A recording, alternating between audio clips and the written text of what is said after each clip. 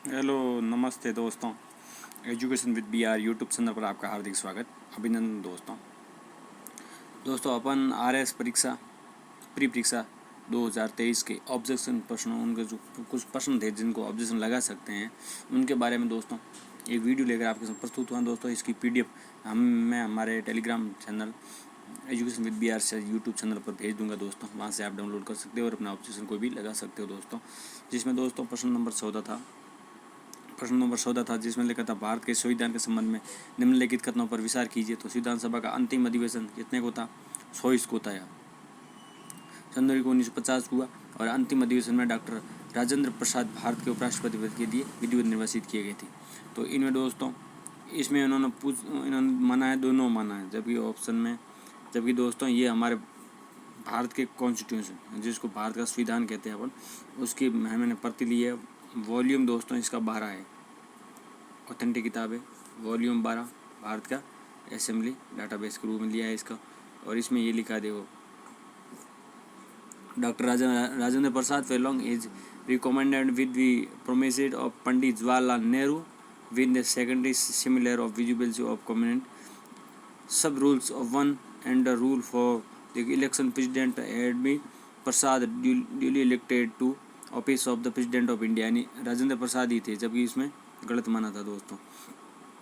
और ये लिखा है दोनों, मतलब उसने तो केवल 2 ही माना, जबकि इसमें ऑप्शन दोनों सही है इसके अनुसार दोस्तों। तो ये आप लगा सकते हो दोस्तों, ऑप्शन लगा सकते हो। इसमें भी ये लिखा है, देखो, CSP Narayan, returning officer of secretary constitution assembly, mister president have be the inform honourable member that your nomination paper has been received. यानी जो नॉमिनेशन पेपर होता है उसको प्राप्त करता है। As office of the president of India the name of that candidate doctor Rajendra Prasad lord in management the nominated has been proposed by Pandit Jawaharlal Nehru with secondary Sardar Vallabhbhai Patel and constituent seats of under 1 rules and 8 rules and election this president. I hereby decide Dr. Rajendra Prasad duly elected of the president.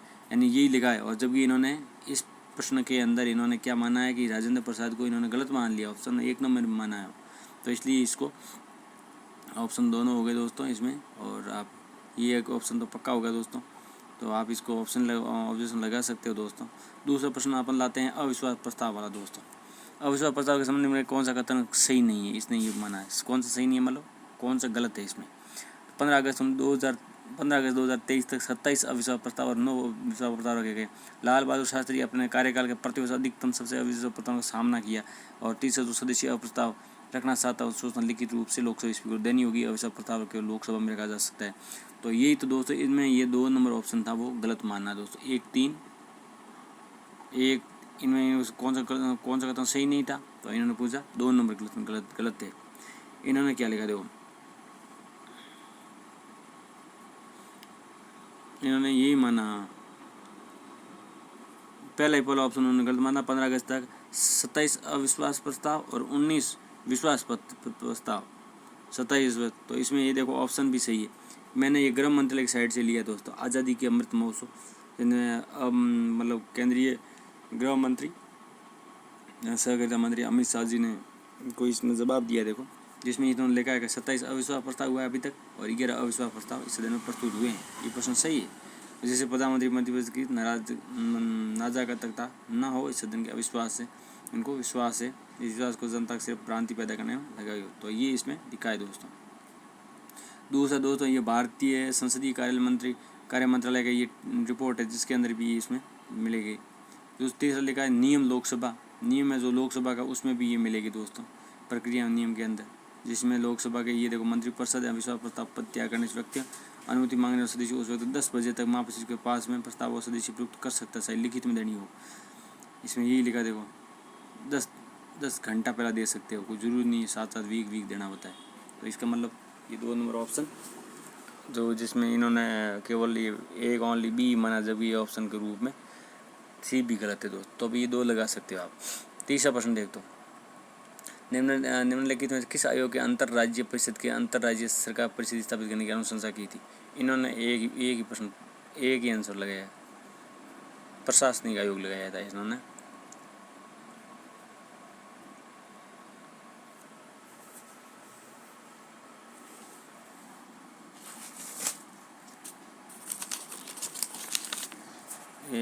दोस्तों 22 है, 22 में इन्होंने लगाया था, 22 में इन्होंने श्यार लगाया था, सरकारी आयोग लगाया था दोस्तों। इन्होंने इनमें इन्होंने श्यार लगाया था। पीछे वालों को मैं बता देता हूँ दोस्तों आपको। देखो दोस्तों, इसमें इन्होंने माना है 19 में इन्होंने माना है 3, 19 में इन्होंने 3 माना है, ये माना है 3, ठीक है।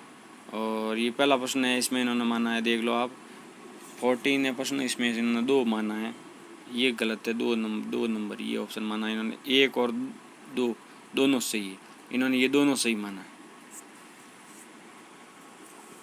विधिवत निर्वासित घोषित किए गए, जबकि वहाँ पर विधिवत घोषित नहीं किए थे, पहले पंडित थे उनके बाद इन्होंने घोषित किया था, और वो भी उस इलेक्शन नहीं नॉमिनेट किया था, तो वो भी इसमें दोस्तों सब दे रखा है, पूरा आप पढ़ के उसके अनुसार लगा सकते हो, तो ऑब्जेक्शन लगा सकते हो दोस्तों। अब मैं आपको ये इस तीसरे क्वेश्चन का इसका अर्थ मैंने आपको बता दिया, सरकारी आयोग इसका आंसर होगा दोस्तों 100 ईस्वी का। जबकि इन्होंने क्या लिखा है देखो, इसमें ये दोस्तों ये लिखा है, सरकारी आयोग ने संविधान के अनुच्छेद 9 के तहत अंतर सरकारी परिषद अपनी रिपोर्ट के अनुसार 263 की सिफारिश की, और अंतर सरकारी IGPC नामक एक स्थायी संसद की राज्य स्तरीय परिषद की स्थापना की जानी चाहिए। इन्होंने कहा है कि सरकार के सरकारी आयोग की सिफारिश पर स्वीकार किया राष्ट्रपति की अधिसूचना 1001 के अंतर्राज्यीय परिषद और ऐसी स्थापना अनुसूचित की है, और 92 खंड के तहत सीमित अधिदेश के प्रधानमंत्री अध्यक्षता में 28/5/1990 को जारी अधिसूचना में अनुच्छेद में 90 खंड ख ग ख अधिदेश के प्रधानमंत्री अध्यक्षता में 28/5 को जारी अधिसूचना परिषद के सदस्यों राज्यों के मुख्यमंत्री, केंद्र सरकार मुख्यमंत्री, प्रशासक और केंद्रीय मंत्री रैंक के सब मंत्री शामिल होंगे, ये लिखा था इसमें दोस्तों। तो ये भी आप देख लेते हो दोस्तों, और ये भी इसमें ये भी इंग्लिश में भी इसमें दे रखा है दोस्तों, ये भी आप देख सकते हो। अब इसमें ये देखो, ये लिखा है कि राजकोषीय घाटे को कौन सा दर्शाता है। अब इसमें इन्होंने 39 में इन्होंने प्रश्न आंसर दिया है दोस्तों श्यार, बी ऑप्शन दिया है इन्होंने श्यार, सकल शुद्ध घरेलू। जबकि इसका उत्तर देख लो, समष्टि, मैंने ये किताब लेकर समष्टि अर्थशास्त्र परिचय, ये समष्टि कौन सी है, 12 कक्षा 12वां की प्रश्न है, जिसमें देखो ये देखा है, सकल घरेलू कुल व्यय, राजस्व प्राप्तियाँ प्लस गैर ऋण पूंजी, यही 2 ऑप्शन है इसमें, तो इसमें ये दिया, जबकि इसमें ऑप्शन में ये 4 नंबर दिया दोस्तों। देखो आप, ये दिया इसमें सकल में, तो सकल शुद्ध घरेलू उपचार, जबकि इसमें सकल राजस्व घाटा बराबर 5, 3 नंबर ऑप्शन भी इसमें दे रखा है। देखो इस किताब के अनुसार राजस्व पर पूछियाँ होती है, और सकल राजकोषीय घाटा निवल घरेलू ऋण और भारतीय रिजर्व बैंक ऋण, विदेशों ऋण ये ग्रहण किया जाता है, ये इंग्लिश में भी दे रखा है दोस्तों इसी किताब से। अब ये 17वां, इनमें से कौन सा मिलेट श्री अन्न के फसलों हैं। अब इनमें इन्होंने आंसर दिया है 76 में, उन्होंने आंसर दिया है श्यार दिया दोस्तों, ये ज्वार, कोंदो, कांगनी और रागी। जबकि मैं ये किताब लेके आया हूँ भारत सरकार की, जिसके लिखा है, ये देखो, बाजरा है, ज्वार है, रागी है, सावा है, कांगनी, कोंदो, कुटकी और सीना। अब कुटकी जिसमें दे रखा है, ज्वार, कोंदो सब में दे रखा है, देख लो कोंदो सब में दे रखा है, कोंदो दे रखा है, कोंदो सब में दे रखा है। अब कांगनी दे रखा है, रानी देख रहा है, ये दिख रहा है ना आपको दोस्तों, देखो रागी दिख रहा है, ये रागी दिख रहा है, कांगनी दिख रहा है, ठीक है, ज्वार दिख रहा है, कोंदो दिख रहा है, 4 नंबर ऑप्शन, जब इन्होंने भी 4 नंबर ऑप्शन दिया, ठीक है। बाजरा भी इसमें ऑप्शन में इसमें बाजरा भी है, तो ये बाजरा भी पड़ा देखो, ठीक है। मक्का भी है, कांगनी भी और कोंदो भी है, ये भी है, मक्का है ना, मक्का नहीं है इसमें, ठीक है, 3 नंबर ऑप्शन गया।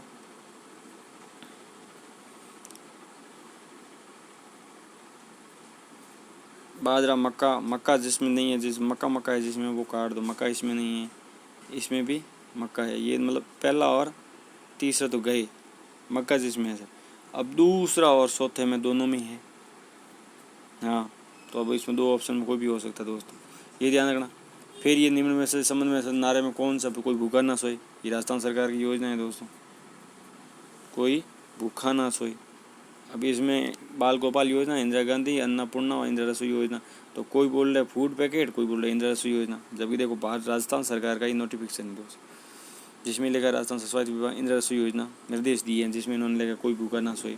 अभी इसमें अब दे रखा इसके अनुसार तो इंदिरा रसोई योजना होनी चाहिए और स्वास्थ्य छात्र ये दूसरा नोटिनेटर पेड है, देख लो आप, पार्सल है इंदिरा रसोई योजना, जिसमें माननीय मुख्यमंत्री जी ने 13 मार्च 20 को कहा था, जिसमें उन्होंने कहा ये गरीबों को अच्छी योजना दी, जिसमें इन्होंने ये भी दिया देखो कोई भूखा ना सोए।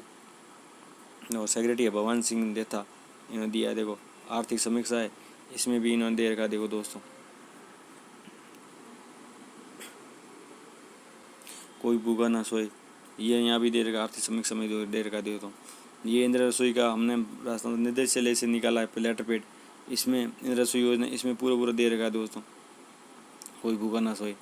निदेशालय में ये देखो जिसमें भी ये दे रखा है दोस्तों। उसके बाद में आता है उनमें से किस मुख्यमंत्री और गर्भवती धात्री महिलाओं को शिशुओं को 0 से 6 माह पोषण की स्थिति को सुधार के लिए पोषण की सुरक्षा, तो इसमें इन्होंने 57 में आंसर इन्होंने माना है 3 माना है दोस्तों वात्सल्य योजना, जबकि इसका अर्थ होगा हाँ प्रधानमंत्री मातृ वंदन होगा दोस्तों, ए नंबर ऑप्शन होगा। इन्होंने माना है पालनहार योजना 57, ये माना 57, 3 माना उन्होंने।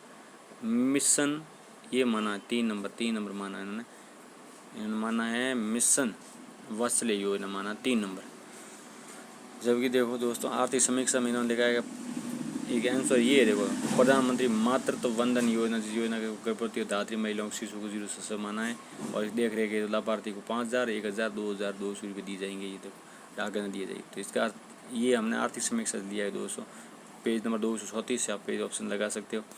राजस्थान में अटल भू सेवा योजना के लिए कौन सा कथन सही? अब 49 का क्वेश्चन है आपके पास में, तो 49 इसमें 2 इन्होंने माना है, 2 केवल बी को माना, ए को इन्होंने गलत माना। जबकि अटल देखो ये आर्थिक समीक्षा की किताब है जिसमें कृषि एवं संबंध क्षेत्र है, जिसमें 39 नंबर पेज है, जिसमें ये लिखा है शब्दों से कि अटल भू योजना जो बैंक से सहयोग 50% 1 अप्रैल 2020 को लागू की गई थी। इस योजना भू जल विभाग, नोडल विभाग, कृषि, उद्यानिकी आदि जल ग्रहण संग्रहण हेतु पंचायत राज एवं ग्रामीण विकास, स्वास्थ्य मंत्री और ऊर्जा एवं वन विभाग सहकारी विभाग भी इस योजना शामिल है 5 वर्ष से। तो इसका ऑप्शन है, इसके अनुसार दोनों चाहिए, ऑप्शन लगना चाहिए दोस्तों। इसी प्रकार दोस्तों अच्छा हमारा मैटर लगे आपको तो हमारे यूट्यूब चैनल जरूर सब्सक्राइब करें दोस्तों, लाइक करें, शेयर करें, अपने दोस्तों तक फैलाएं। अब एक प्रश्न दोस्तों लास्ट में मैंने ले रहा है, अब ये प्रश्न आपको पूरा दिखेगा नहीं, पर दोस्तों अरब यात्री सुलेमान, जिसको मैं कोशिश करता हूँ कि इसको आप तक पहुँचा सकूँ, इसको इतना झूम करूँ तो आप तक पहुँचा, ये प्रश्न था दोस्तों। अरब यात्री सुलेमान किस पर्तिया राजा के शासनकाल में भारत की यात्रा की थी? अब किसी ने लिखा इसमें देखो ये 22% शायद तक 22 क्वेश्चन है, और इसमें इन्होंने 4 उत्तर माना है, भोज प्रथम माना है, मेरा हिसाब ये 22 ही है, इसमें इन्होंने 4 आंसर माना है। अब देखो इसके अनुसार मैं बताऊँ 122 से ये प्रश्न संख्या 122 है दोस्तों, और 122 में क्या होगा, 122 में 3 माना है, इन्होंने माना है 3। इस प्रश्न के अंदर दोस्तों इन्होंने माना है 3 माना है, क्या माना है, 3 माना, वत्स्य राज माना। इसके 122वां प्रश्न है, 122वां प्रश्न है, जिसने पेपर के अनुसार जो मॉडल पेपर है उसके अनुसार 122 में वत्स्य राज माना, जबकि वो आंसर इसका भोज प्रथम होना चाहिए। अब देखो मैं आपको ऑथेंटिक प्रूफ बताता हूँ दोस्तों, ये है सामाजिक विज्ञान कक्षा 10वीं राजस्थान बोर्ड की सामाजिक विज्ञान किताब है, जिसके पेज नंबर, ये सामाजिक विज्ञान कक्षा 10 की किताब आपके सामने दोस्तों, सामाजिक विज्ञान 10वीं कक्षा, जिसमें पाल वंश दे रखा है पेज नंबर 13 पे, आप देखना दोस्तों, वहाँ पर लिखा है उन्होंने, आपको बाद में झूम करके बताता हूँ आपको, देखो इन्होंने ये लिखा है 1018-19 में शासन करते थे तब वंश सबसे प्रतापी राजा भोज प्रथम था, जो मीर भोज के नाम से भी जाना जाता था, न जो नागभट्ट द्वितीय का पात्र था। अरब, यहाँ देखो दो, अरब व्यापारी सुलेमान इसी समय भारत आया था। अगला सम्राट महेंद्रपाल था, जो कर्पूर मंजरी नाटक रचयिता, माँ कविराज से शिष्य और संरक्षक था। तो ये देखो किसके समय में आया था, सुलेमान आया था वो सम्राट के समय में, भोज के समय में। व्यापारी सुलेमान भारत आया था, वो सम्राट महेंद्रपाल देखो मीर भोज के नाम से जाना जाता, सबसे प्रतापी शासक और राज भोज था, मीर भोज के नाम से जाना जाता, और नागभट्ट द्वितीय का पौत्र था। अब अरब यात्री इसी के समय से, किसके समय, भोज के समय में आया था, जबकि इन्होंने वत्स्य राज। तो ये ऐसे ऑब्जेक्शन लगाओ दोस्तों, जिससे कि आपको आपको ये आपके प्रश्न ये सही हो जाए दोस्तों। तो हम इसी प्रकार आपके ये ऑब्जेक्शन लेकर आए हैं आपके सामने दोस्तों। आप दोस्तों इसी प्रकार ये ऑब्जेक्शन लगाएं और अपने नंबर कमाएं दोस्तों, जिससे कि 1-2 प्रश्न आपको मेरिट बाहर नहीं होने से रोकेंगे दोस्तों। आपको यदि हमारा वीडियो अच्छा लगे दोस्तों लाइक करें, शेयर करें, सब्सक्राइब करें दोस्तों। मिलेंगे एक नई वीडियो के साथ, तब तक के लिए धन्यवाद।